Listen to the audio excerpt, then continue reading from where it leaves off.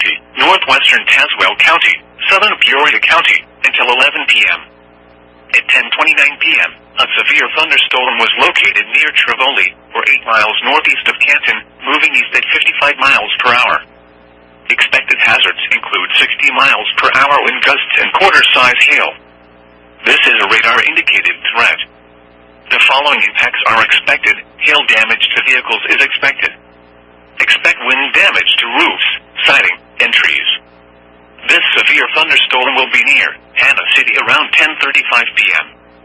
Peoria, Pekin, Bartonville, West Peoria, and Bellevue around 10:45 p.m. Creve Coeur and Marquette Heights around 10:50 p.m. East Peoria and Morton around 10:55 p.m. Washington around 11 p.m. Other locations impacted by the severe thunderstorm include Norwood, North Pekin, Smithville, Peoria International Airport, Mapleton, Groveland, Kingston Mines, and Peoria Heights. This includes the following highways: Interstate 155 between mile markers 27 and 31.